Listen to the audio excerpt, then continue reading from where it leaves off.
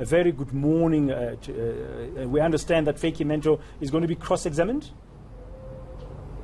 Correct. Morning, Dad and Yuveka. Happy Monday to you both. And today is a critical moment in these months of testimony since August at the Zondo Commission. The first witness to undergo cross-examination, that of course, as you've said already, is Vytjie Mentor. First, she will conclude some of her evidence from last year. We know that in November she went on a walkabout at the Saxonwold Shebeen, as it's sometimes referred to, the Saxonwold estate of the Gupta family, in order to go through some of the architecture she described in detail. Some of us may remember the golden French mirrors she spoke about, and the golden bathroom, the stairway she spoke about as well, how many steps she thought were on it, on the property that is.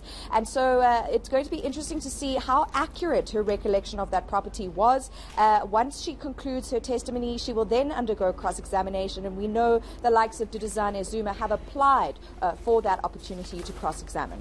Well, Aaron, you know, we have to wonder after Vytjie Mentor's first stint on the stand, and we started to sort of, there were some questions about her credibility then, and, you know, was she actually recalling the right things as we see now? That will form part of the cross-examination. Where do we stand on her credibility as somebody who basically was at the start of all of this, and which is why we're here at this commission?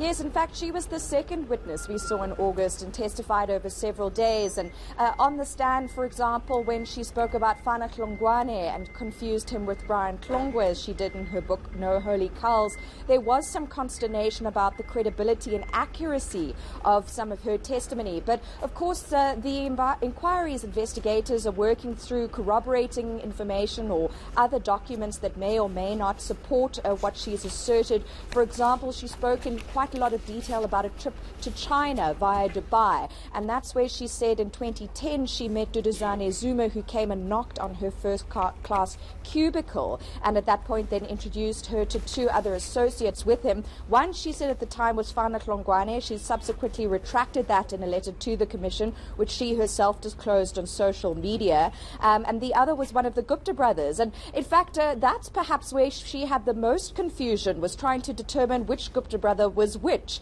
between Rajesh, Ajay and Atul, saying at one point that she used jewelry, a ring, as a defining feature for one of the brothers, also their build, their physiques. And she said under oath, because I've been going through that testimony ahead of today, that if she saw them in a lineup, she'd be able to determine and distinguish each brother. But the names Ajay and Atul for her were quite confusing, and that was something that she had to work out down the line once she realized how significant those brothers were. So certainly a lot to be tested here.